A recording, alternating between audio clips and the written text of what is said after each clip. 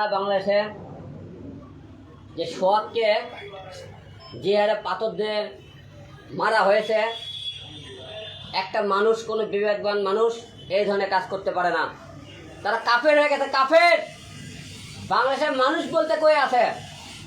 আপনারা দেখেন, আজকে বাংলাদেশে প্রতিটি জেলায় একটা দিন দেখেন, দেশে 5 তারিখে আমাদের এই আওয়ামী লীগ সরকার যখন এই দেশ থেকে পতন করা হয়েছে, সেই দিন থেকে আরেক দল বিএনপি নামে একটা যে দল আছে, আপনার সাথে আমরা মাথা তুলে রাখতেছি। এখনই ক্ষমতা না আসছি, তাদেরকে ক্ষমতা পেয়ে গেছে তারা আজকে বাংলাদেশের প্রতিটি জায়গায় তারা লুটপাট, সন্ত্রাসী হামলা করতেছে। অনেকে বলতেছেন হিরো আলম ভাই আওয়ামী লীগের দালাল। আমি দালালি কথাবার্তা বলতেছি। আমি আওয়ামী লীগ সরকার যখন ক্ষমতা ছিল, সেই অবস্থায় আমি যখন আন্দোলন করি, আওয়ামী লীগ সরকারের বিরুদ্ধে মার খেয়েছিলাম। আওয়ামী লীগ সরকার যখন দেশ থেকে চলে যাওয়ার পরে আমি কি করছিলাম, যারা আমাকে মারধর করছে তাদের বিরুদ্ধে আমি বগুড়ায় ওবায়দুল কাদের, প্রধান শেখ হাসিনা সহ আরো অনেকে নেতাদের বিরুদ্ধে মামলা করবে গেলে বিএনপির লোক বগুড়াতে আমাকে পুরকাশে কোর্টের সামনে আপনারা মেরেছিল, আপনারা দেখেছেন।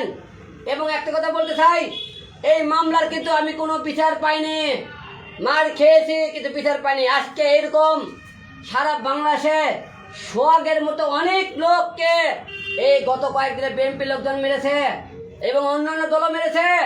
বাংলাদেশে একটা কথা বলতে চাই, যারা আইন প্রশাসনের কাছে একটা দৃষ্টি আকর্ষণ করতেছে, স্বরাষ্ট্রমন্ত্রীর কাছে দৃষ্টি আকর্ষণ করতেছে, ডক্টর মোহাম্মদ ইউনূসের কাছে দৃষ্টি আকর্ষণ করতেছে, আপনাদেরকে একটা কথা বলতে চাই, এমন আইন দেশে তৈরি করুন যে আইন দেখে সোহাগের মতো কোনো সন্তান যাতে দেশ থেকে না যায়, কোনো মায়ের যাতে বুক খালি না হয়, কোনো বাবা যাতে সন্তান না হয়। আমরা কি দেখি, পুলিশ প্রশাসনের সামনে জনগণ পিটিয়ে মারতেছে জনগণকে, প্রশাসন হাতেও চুরি পড়ে থাকে, চুরি। পুলিশ প্রশাসনের আইনে এমন করতে হবে, সন্ত্রাস সেতুল দেখা হয় তো পুরকা সেতুল দিয়ে দেখা মৃত্যু দেখেন। সোহাগের বিষয়টাই বলে, যেখানে পাথর মেরেছে এই সন্ত্রাসীকে আপনি ধরে কেন নিয়ে গেলেন? ধরে নিয়ে যাওয়ার পরে কি করতে হবে? আপনার আদালতে আপনারা তাকে প্রেজেন্ট করলেন। আদালত কি করলো? তাদেরকে মৃত্যুদণ্ড প্রদান করলো। এই মৃত্যুদণ্ড প্রদান করে কি হয়েছে? আপনারা তারা আওয়ামী লীগ সরকার, তারা মানে কিন্তু লোক হয়, আওয়ামী লীগ ক্ষমতা হলে তারা বেড়ে দেবে।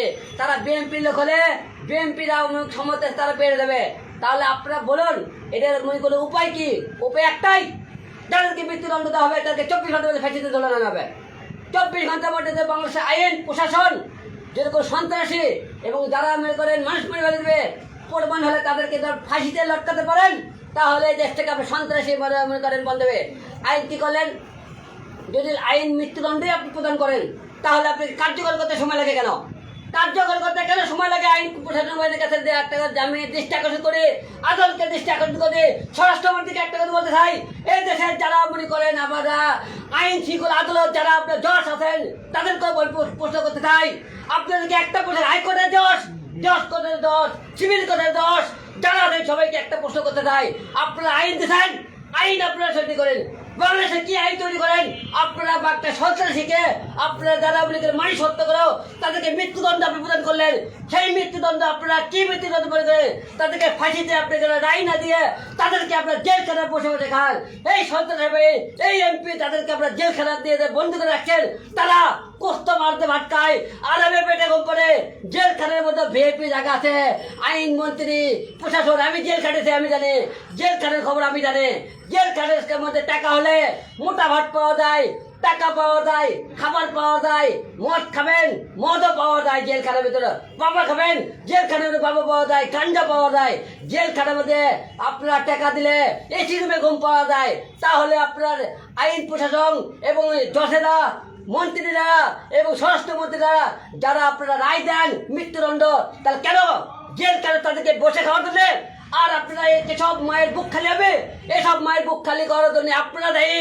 কারণ আপনারা যারা সন্ত্রাসী, তারা যদি আপনারা আইন প্রশাসন তাদেরকে মৃত্যুদণ্ড করে করে 24 ঘন্টার মধ্যে ফাঁসিতে ঝুলাতে পারেন, তাহলে এই দেশ থেকে হত্যা, সন্ত্রাস বন্ধ হয়ে যাবে। আপনাকে একটা কথা বলতে হয়, তা দেশের জনগণ একটা কথায় হিরো আলমের সাথে আপনার এক পক্ষে দাঁড়িয়ে তুলুন।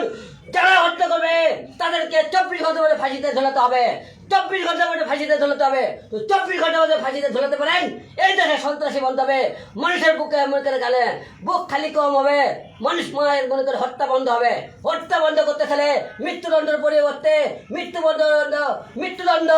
মৃত্যুদণ্ড এবং কার্যকর করতে হবে ফাঁসি।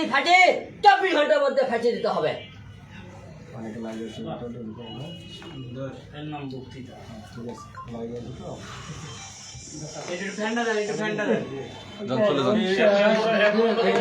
ভাই 30 সেকেন্ড আমরা ফাঁকা করি।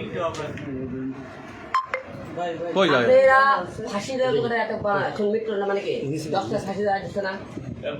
মৃত্যুদণ্ড মানে কি একটা লোক মৃত্যুদণ্ড প্রদান করা মানে তাদেরকে ফাঁসি দেওয়া হলো তাকে দেখি। ফাঁসি কাজ করা হয় না কেন? সন্ত্রাসী বাড়া যায় কেন?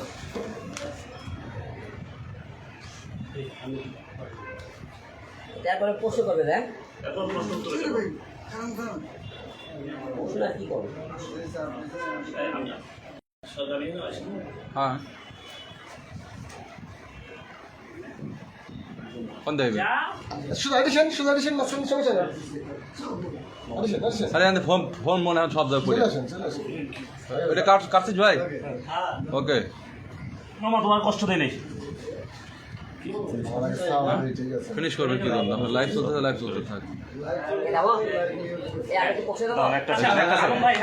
আলম ভাই আপনি বললেন যে আসলে আমরা দেখেছি যে সোহাগের কথা বলছেন, সেও কিন্তু আসলে বিএনপি করতে এবং বড় বড় নেতাদের সাথে তার ছবি এবং যে ব্যবসা করতো দুজনে একসাথে ব্যবসা করতো।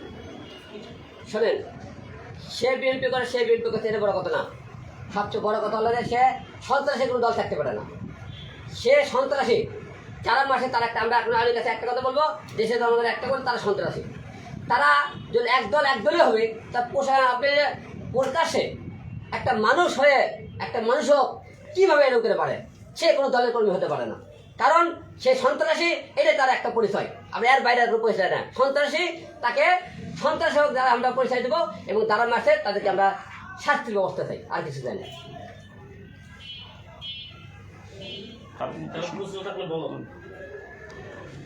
আচ্ছা আলম ভাই, বাংলাদেশে কিন্তু অনেক বড় বড় দলের অনেক রাজনৈতিক নেতারা আছে, সেইভাবে কিন্তু মুখ খুলতে দেখি নাই। আপনি যেভাবে সাধারণ মানুষের জন্য কথা বলেন, এইভাবে কিন্তু খুব কম সংখ্যক মানুষই আছে যারা রাজনীতিবিদ, তারা তো মানুষের পক্ষেই থাকা উচিত। তাদেরকে না দেখে আপনি একজন মানে আপনাকে অনেকে অবহেলা করে দেখে, সেইখান থেকে আপনি যে মানুষের পক্ষে দাঁড়িয়ে কথা বলছেন, আসলে এই ব্যাপারটা অনেকে অনেকভাবে মন্তব্য করবে। আর যারা বাংলাদেশের আজকের ঘটনা বা গত 2 দিনের যে ঘটনা, যারা কোনো কথা বলে নাই, তাদেরকে নিয়ে আপনি কি বলবেন? আজকে ঘটনাতে বাংলাদেশের যারা আমাকে বিএনপি লোক আছে, বেশিরভাগ লোক বেশি আওয়ামী লীগের দালাল। আজকে আমি দালাল বলবি অনেকে, আর সেটা আওয়ামী লীগের দালাল হয়ে কথাবার্তা বলছে, অনেকে বলবি, দেখবেন কমেন্টে আমাকে গালি করবি। কিন্তু প্রকৃতপক্ষে আমি 4-5 জাতীয় সংসদ নির্বাচন করেছি, জনগণের পাশে ছিলাম, আগেও ছিলাম, এখনও আছি। এবং আমি যে 4 বার নির্বাচন করে 3 বার হামলা শিকার হয়েছি, আমিও তো মার খেয়েছি, আওয়ামী লীগ মার খেয়েছি, বিএনপি আমাকে মারধর করেছে। তাহলে আমি কেন কথা বলবো না? কারণ একের পর এক আমরা যদি সবাই চুপ হয়ে থাকি, তাহলে দেশের জনগণ তো মনে করে আমি কি ছাত্র তুলি? আমি রাজনীতি থেকে চলে আসছি, দেশের উপর জনা এত হত্যা হবে, অন্যায় হবে, অত্যাচার হবে, আমি চুপ করে থাকবো না। কারণ আমাকে মারধর করেছে, আমার নয় মা বাবা খালি ছিল না, আমার নয় টাকা ছিল না, আমার নয় প্রশাসন ছিল না, সেটাকে আমার মামলা না ঝমকে ছিল, আমার মারের না বিচারে হয়নি। কিন্তু তাদেরকে আজকে প্রকাশ্য মারধর করতেছে, তাদের জন্য সবাই যে চুপচাপ থাকে, দেশের জনগণ কথা না বললে আজকে সবকে পাথর দিয়ে মেরেছে, কালকে আপনাকে মারবে না, তারপর সেও নেয়। তাই আপনাদেরকে সবাইকে বলতেছে একটা কথাই, আপনারা যারা অন্যায় করবে, অত্যাচার করবে, জুলুম করবে, আপনারা তাদেরকে প্রতিবাদ করেন। এবং দেশের আইন, নতুন করে আইন আবার তৈরি করতে হবে, যে আইনে লেখা থাকবে যারা হত্যা করবে তাকে প্রকাশ্য মারবে এবং সেই হত্যার মধ্যে প্রমাণিত হবে, তাদেরকে মৃত্যুদণ্ড দিলে 24 ঘন্টার মধ্যে কার্যকর করতে হবে। নতুন আইন চাই আমার দেশে আমরা। আচ্ছা আলম ভাই, আমরা দেখি যে বিভিন্ন সময় কর্মীরা যদি অকারেন্স করে, সেক্ষেত্রে খালি শুধু দল থেকে বহিষ্কার করে। মানে এই যে একটা বহিষ্কারের মাধ্যম, এটাই কি সলিউশন? এটাই কি সমাধান? যারা এখন বিএনপি যে সমস্ত নেতারা দল করেছে তাদেরকে বহিষ্কার করেছে, বহিষ্কার করে কি করছেন?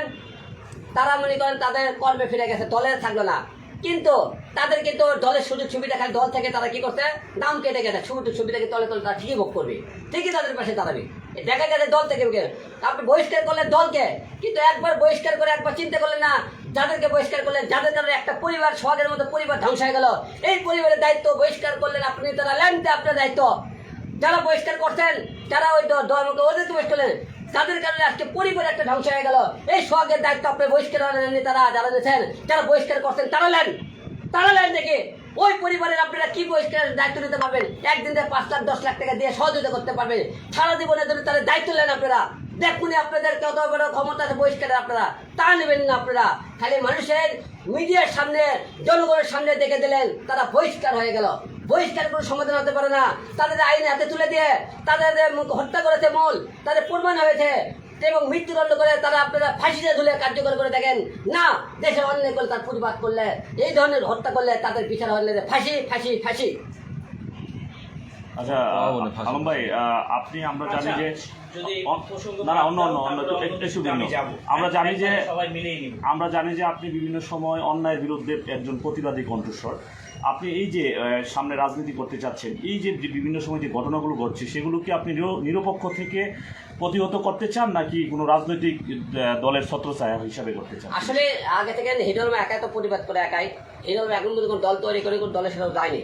আমরা প্রতিবাদ করতেছিলাম আগে থেকে, এখনও করবো, ভবিষ্যতেও করে দেবো। কারণ দেশের জনগণকে নির্বাচন করলে যে আপনি প্রতিবাদ করবে তাহলে ভুল, তাহলে একতরফা হয়ে গেল।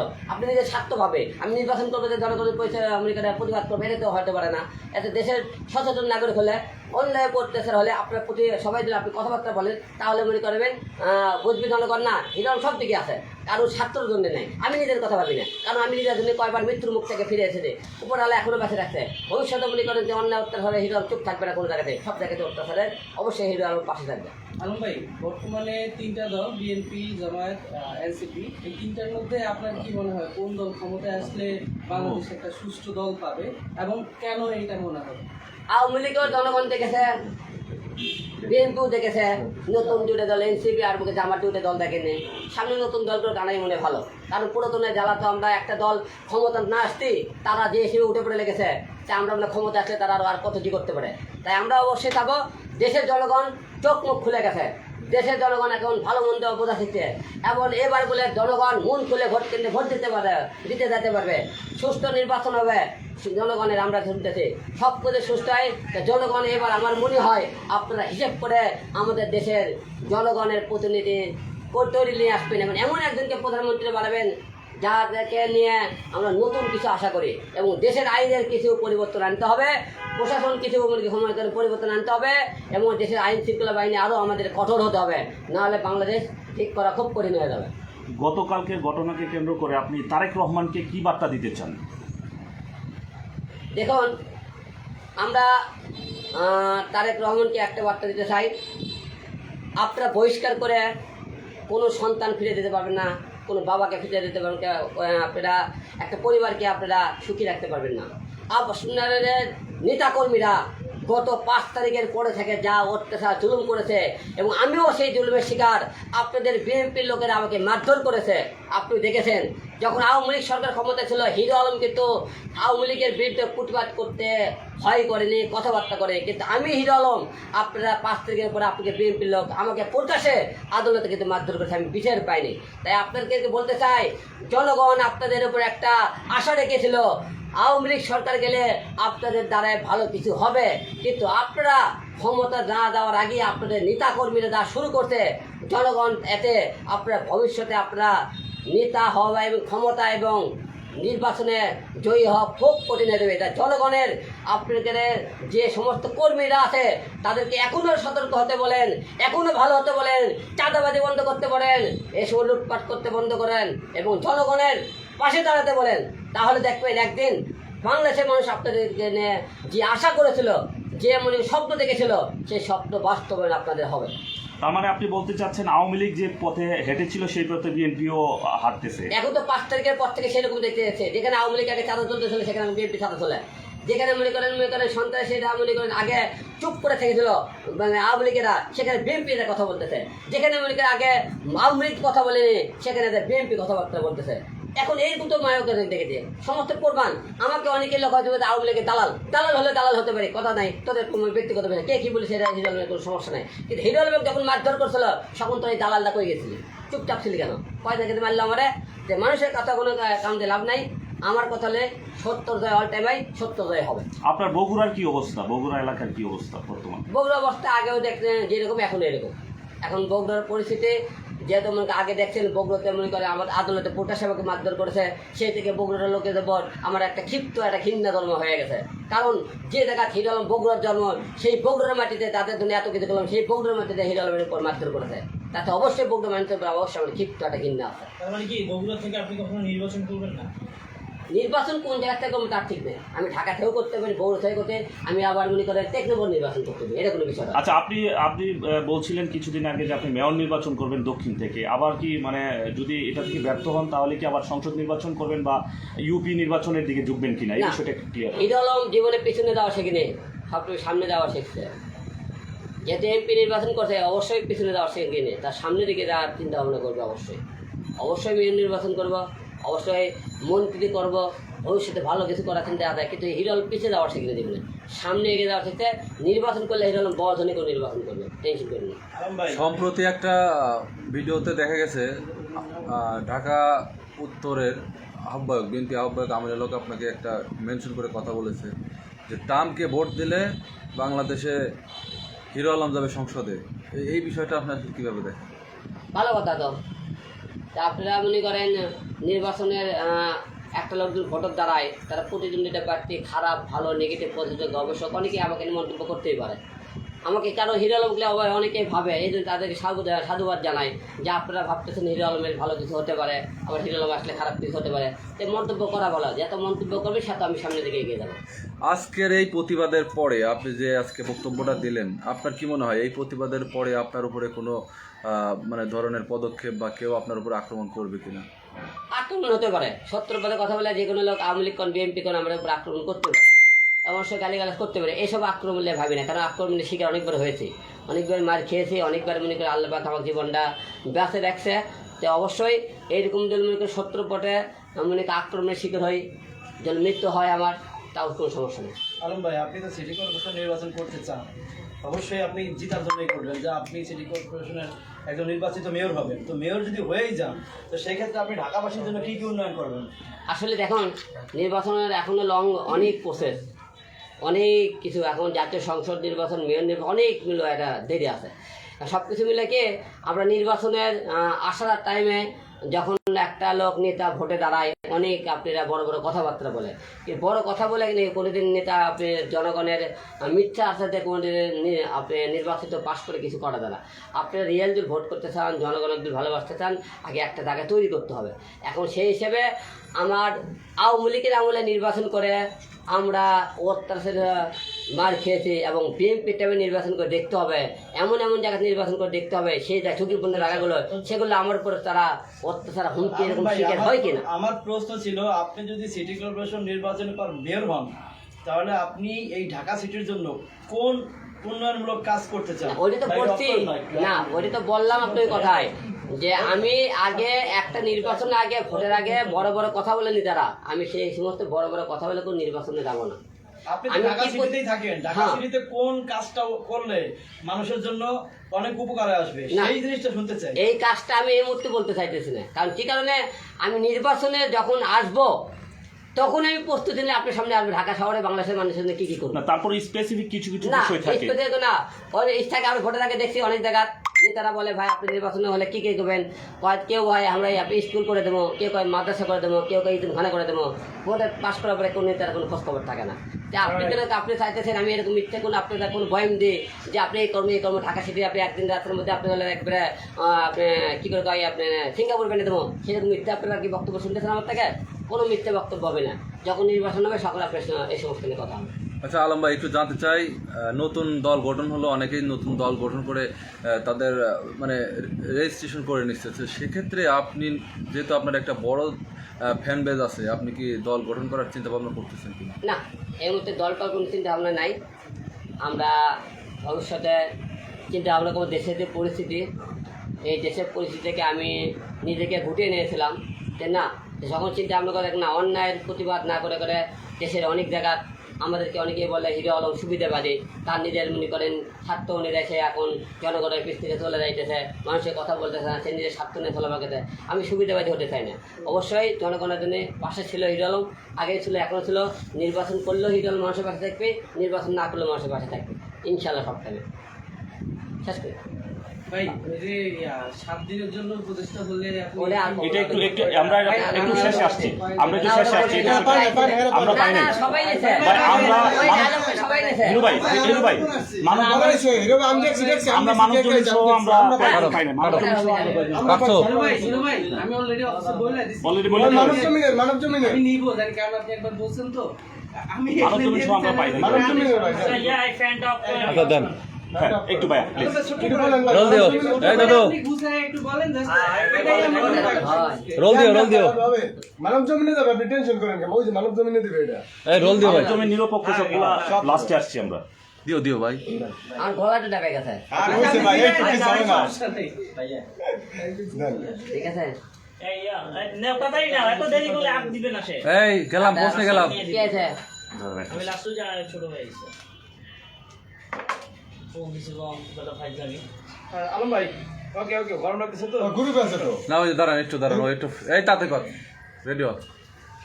থাক ভাই, ওই তো পানি খাইলে পানি ওরে খাইলে দিলাম না, ready, ready? দেয়। আচ্ছা আপনি Okay. দেন আবার দেন I'm ready. আলম ভাই, আলম ভাই এই যে ওকে যাই। আলম ভাই আপনি যদি ফাটাকে স্টোর মতো রেডি করুন। এই সবাই রেডি আছেন? আচ্ছা আলম ভাই 7 দিনের জন্য যদি আপনি মন্ত্রিত্ব পান বা স্বরাষ্ট্রমন্ত্রীর দায়িত্ব পান তখন আপনি দেশের জন্য কি কি কাজ করবেন? দেখুন, বাংলাদেশে অনেকে বড় বড় কথাবার্তা বলে, রাজনীতিবিদ নেতারা। 7 দিনের জন্য আপনি মন্ত্রী হলে তেমন কোনো দায়িত্ব পালন করা যায় না। তবে একটা কথা বলতে চাই, আমি হিরো আলম যদি 7 দিনের জন্য মন্ত্রিত্ব পাই, একটা দিন বন্ধ করে দেবো, সকলের আগে আপনাদেরকে প্রমাণ করে দেবো বাংলাদেশের আইন শৃঙ্খলা বাহিনী আগে কঠোর করতে হবে। কারণ আমরা অনেক জায়গায় দেখেছি বাংলাদেশের পুলিশ প্রশাসন সন্ত্রাসীদের আমাদের জনগণ যখন হত্যা করার পরে জেলখানাতে তাকে ধরে নিয়ে যাওয়া হয়, পুলিশ আদালতে নিয়ে যাওয়া হয়। আদালতে নিয়ে যাওয়া যথেষ্ট একটা কাজ করে কি, তাদেরকে মৃত্যুদণ্ড প্রদান করা হয়। কিন্তু আমি হিরো আলম মৃত্যুদণ্ড করছে তাদেরকে 24 ঘন্টার মধ্যে ফাঁসিতে ঝুলাবো। সকলের আগে 24 ঘন্টার মধ্যে সমস্ত প্রকাশ ভিডিও ফুটেজ থাকে যে এই লোকেরা সন্ত্রাসীকে মারে ফেলে দিচ্ছে, আমাদের অমুক লোক ভিডিও ফুটে থাকে। তাদেরকে 7 দিনের মধ্যে তাদেরকে এই দেশের থেকে বাংলাদেশে যত লোক সন্ত্রাসী আছে মৃত্যুদণ্ড যে সমস্ত দোষ তাদেরকে লিখে দেওয়া আছে, এই সন্ত্রাসে মৃত্যুদণ্ড প্রদান করা আছে, তাদেরকে আগে ফাঁসিতে ঝোলানোর ব্যবস্থা করে দেব। এবং দেশের আইন শৃঙ্খলা বাহিনী কঠোর করতে হবে এবং দেশের অনেক পরিবর্তন আনতে হবে। 7 দিনের জন্য আপনারা দেশ সেখানে ঠিক করতে পারবেন না। 7 দিনের জন্য বাংলাদেশের জন্য এবং 7টা কাজ না করে একটা ভালো কাজ করতে পারেন। এই যে সমস্ত কালোবাজারি আছে, এই কালোবাজারকে সমস্ত টাকা এবং যারা লুটপাট করে আছে তাদের সমস্ত টাকা বার করে নিয়েছে মিল কারখানা এবং বাংলাদেশে উন্নয়নমূলক কাজের ব্যবস্থা করে দেব। অবশ্যই আপনারা সারা আছেন, বড় বড় কথা বলা যায় কিন্তু কাজ করা যায় না। তবে একটা কথা বলতে চাই, আইন শৃঙ্খলা বাহিনী আমাদেরকে অনেক দুর্বল আছে, এদেরকে ঠিক করতে হবে। আইন শৃঙ্খলা বাহিনীর সামনে জনগণ পিটিয়ে মারে মানুষকে, তারা চায় থাকে। আমাদেরকে এই সমস্ত বন্ধ করতে হবে এবং দেশের যে সমস্ত এমপি মন্ত্রী যারা অর্ডার দেবে তাদেরকে ব্যবস্থা নিতে হবে। তাই আপনাদের এরকম অনেক কটা কাজ করা সম্ভব, কিন্তু আমরা 7 দিনের মধ্যে এতগুলো কাজ করতে পারবো না। যতটুকু সম্ভব আগে সন্ত্রাস মুক্ত বাংলাদেশ করার চেষ্টা করব। ভালো থাকবেন সবাই। বর্তমান যে আইন উপদেষ্টা রয়েছে, আইন উপদেষ্টার বিষয়ে আপনি কি বার্তা দিবেন? বলে তো দিলাম। না না, না, আইন উপদেষ্টার কথা বলছেন। আইন উপদেষ্টা যিনি বলতো না, দুইটা না। আসিফ নজরুল রয়েছে, ওনার উদ্দেশ্যে আপনি কি বার্তা দিবেন এটা একটু বলুন। সে নয় দেব লাগা। আরে ফ্যান স্যার এইবার ফ্যান স্যার ওরে কলম টানলেন না। না, না, আইন উপদেষ্টা ক্লাস আপনি বলে দেবেন, আপনি আসিফ নজরুলটা বলেন, আর কিছু বলা লাগবে না। নাম ধরে বলেন। আসিফ নজরুল। যাই হোক, আসিফ নজরুল ভাই কত না না না, বাইক দরকার না, আপনি নাম ধরে বলেন। কি করবেন ভাই করবেন? না না, বাইক লাইভ আছে, লাইভ আছে। ভাই আর সমস্যা নেই, ভাই বলা যায়, এটা সমস্যা নেই। সম্মান দেওয়া মানুষকে। ভাই 1 মিনিটে শেষ করে দেবেন। হিন্দু কইতেছে তার বিচার আছে ঠিক নাই দেখে সে তো আওয়ামী জি, আপনি আসিফ নজরুলের উদ্দেশ্যে একটু কথা বলতে চাচ্ছিলেন একটু। আসিফ নজরুলের উদ্দেশ্যে স্যারকে একটা কথা বলতে চাই, দেশের এখন আইন আপনাদের হাতে, আপনার ইচ্ছে করলে আইন তৈরিও করতে পারেন, আইন আবার পাল্টাতেও পারেন। দেশের এমন আইন তৈরি করুন যে আইন দেখে প্রতিটা বাংলাদেশের ঘরে ঘরে সন্ত্রাসীরা, কালোবাজার, যে সমস্ত চাঁদাবাজ আছে, তারা এই আইন দেখে তারা নিজেরা আল্লাহর কাছে তওবা করে তার নামাজ পড়ে ভালো হয়ে যায়, যে দেশে এরকম আর সন্ত্রাসী কোনো মায়ের বুক খালি করা যাবে না। এবং এমন আইন করবেন যে আইনে প্রকাশও কোনো সন্ত্রাস চাঁদাবাদীকে ধরা হলে, এবং আইন এমন করবেন আইনের মৃত্যুদণ্ড কোনো জজ প্রদান করে তাকে মৃত্যুদণ্ড দেয়, জজ যদি কলম দিয়ে লিখতে পারে মৃত্যুদণ্ড দেওয়া হলো, সেই মৃত্যুদণ্ড 24 ঘন্টার মধ্যে কার্যকর করা হয়। এই আইনের একটা অর্ডার দেবেন আপনি। বাংলাদেশের আপনাকে ক্ষণেকের কয়েকদিনের জন্য আপনাকে দায়িত্ব দেওয়া হয়েছে। বাংলাদেশে এমন কোনো একটা ভালো কাজ করে নামে দেন যে কাজ থেকে সারা জীবন আপনাকে মনে রাখে যে নজরুল স্যার একটা ভালো কাজ করে গেছে। তাই আপনাদেরকে একটা কথা বলতে চাই যে আইন পরিবর্তন করুন। আমাদের আইনের অনেক ধারাগুলো নরমাল আছে, এই ধারাগুলো কঠোর করুন। আর যে ধারাগুলো আছে বাস্তবায়ন করার অর্ডার দেবেন, যাতে এই বাস্তবায়ন দেখে সন্ত্রাস মুক্ত বাংলাদেশ হয়ে যায়। যারা মনে করেন অন্যায় অত্যাচার করে তারা যেন ভয় পায় এবং দেশের মানুষ শান্তিতে চলাফেরা করে। আপনাদের কাছে এটা একটা বার্তা দিলাম, সন্ত্রাসীদের কোনো দল হতে পারে না। সন্ত্রাসী সন্ত্রাসী, সে যাই হোক, সে যে দলের হোক, সে যে এমপির সূত্র হোক, যে মন্ত্রীর পোলা হোক, সন্ত্রাসী সন্ত্রাসী, তাদের কোনো দল হতে পারে না। তারা মৃত্যুদণ্ড করে মনে করেন রায় প্রদান করলে সে এমপি মন্ত্রী সন্ত্রাসীর পোলা হোক না কেন, সে প্রধানমন্ত্রী হোক না কেন, তাকে ধরে আনে মৃত্যুদণ্ড 24 ঘন্টার মধ্যে কার্যকর করুন, দেশের সন্ত্রাস মুক্ত করুন। ভালো থাকবেন। Thank you. আল্লাহ হাফেজ।